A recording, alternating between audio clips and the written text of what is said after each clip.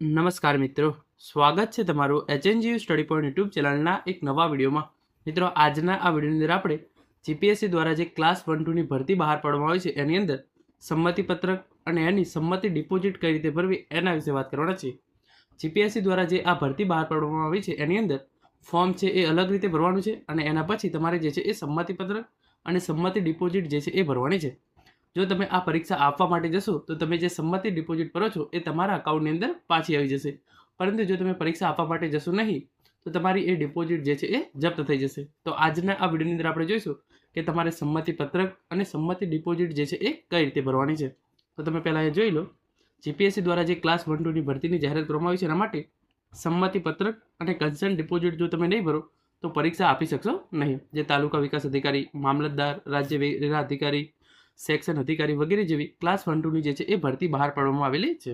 અને એના માટે જીપીએસસી દ્વારા જે આ ઓફિશિયલ પરિપત્ર છે એ પણ કરવામાં આવ્યો હતો. અગત્યની જાહેરાત: ગુજરાત વહીવટી સેવા વર્ગ 1, ગુજરાત મુલકી સેવા વર્ગ 1 અને વર્ગ 2 તથા ગુજરાત નગરપાલિકા મુખ્ય અધિકારી સેવા વર્ગ 2 અને જે જાહેરાત ક્રમાંક છે 240/2024-25ની પ્રાથમિક કસોટીમાં હાજર રહેવા માટે સંમતિ આપવા તથા કન્સેન્ટ ડિપોઝિટ ભરવા બાબત.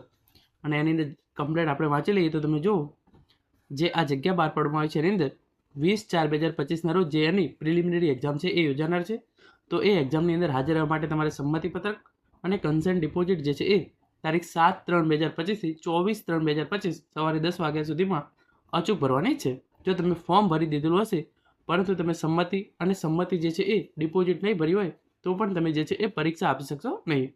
ત્યાં લખ્યું છે, કન્સેન્ટ ફોર્મ તથા કન્સેન્ટ ડિપોઝિટ નહીં ભરે એવા ઉમેદવારોની પ્રસ્તુત જાહેરાતમાં કરેલી ઓનલાઈન અરજી રદ થશે અને આવા ઉમેદવારોનો કોલ લેટર પણ ડાઉનલોડ થશે નહીં. તો હવે આપણે જઈએ ઓજસ જીપીએસસીની વેબસાઇટ પર અને જોઈએ કે ડિપોઝિટ જે છે એ તમે કઈ રીતે ભરી શકો છો.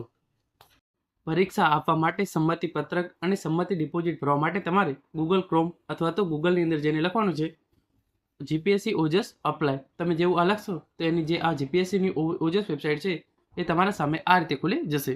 આ વેબસાઇટ છે એની લિંક નીચે ડિસ્ક્રિપ્શન બોક્સની અંદર પણ આપવામાં આવેલી છે. જેવું તમે આ વેબસાઇટ ઓપન કરશો તો આ મુજબનું જે ઇન્ટરફેસ છે એ તમારા સામે ખુલી જશે, જેની અંદર જે અલગ અલગ ઓપ્શન જે છે એ આપવામાં આવેલા છે: home, registration, online application, call letter, fees, download અને છેલ્લે છે કન્સેન્ટ. તો તમારે જે છે એ આ ઓપ્શન છે એ સિલેક્ટ કરી લેવાનો છે. એના પછી તમારે કન્સેન્ટ ફોર એક્ઝામ એ સિલેક્ટ કરવાનું છે. જેવું તમે કન્સેન્ટ ફોર એક્ઝામ પર ક્લિક કરશો જે છે એ અહીંયા તમારા સામે ઓપ્શન આવી જશે. પહેલો છે સિલેક્ટ એડવર્ટિઝમેન્ટ. તમારો કન્ફર્મેશન નંબર નાખવાનો છે, તમારી બર્થ ડેટ નાખવાની છે અને અહીંયા જે કેપ્ચા કોડ આપવામાં આવેલો છે એ નાખી અને પછી નીચે જે આ ઓકેનું બટન દેખાય છે એના પર તમારે જે છે એ ક્લિક કરવાનું છે. સિલેક્ટ એડવર્ટિઝમેન્ટની અંદર GPSC 2024-25 240 Gujarat administrative service class 1 જે છે એને આપણે સિલેક્ટ કરવાની છે. પછી તમારો જે 8 આંકડાનો કન્ફર્મેશન નંબર હોય એ તમારે અહીંયા નાખવાનો છે. તો કન્ફર્મેશન નંબર જે છે એ અહીંયા નાખી દઉં છું. કન્ફર્મેશન અને તમારી બર્થ ડેટ તમે નાખશો, તમે આગળની જે છે એ પ્રોસેસ કરી શકશો. પછી તમારે જે તમારી બર્થ ડેટ છે એ નાખી દેવાની છે. બર્થ ડેટ પણ આપણે અહીંયા નાખી દઈએ છીએ.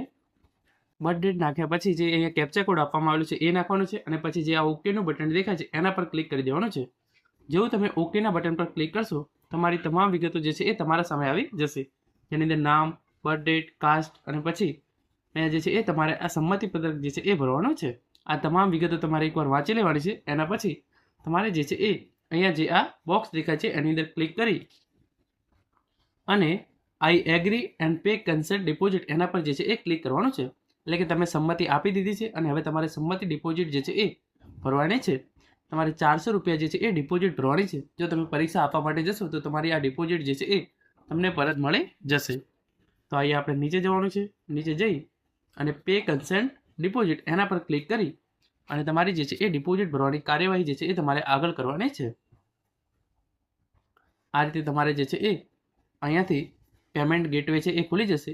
એની અંદર તમારી તમામ વિગતો નાખી અને તમારી ડિપોઝિટ જે છે એ ભરી દેવાની છે.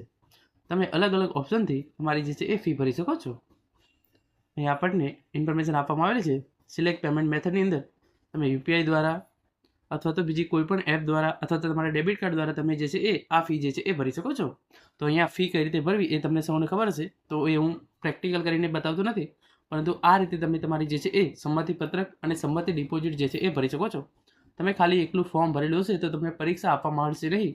તમારે સંમતિ પત્રક અને સંમતિ ડિપોઝિટ ભરવી કમ્પલસરી છે. તો મિત્રો આ હતો આજનો આ વિડીયો, જેની અંદર આપણે જીપીએસસી દ્વારા ક્લાસ 1-2ની જે પરીક્ષા લેવામાં આવનાર છે એના માટે સંમતિ પત્રક અને સંમતિ ડિપોઝિટ કઈ રીતે ભરવી એના વિશે વાત કરી છે. Thank you so much for watching.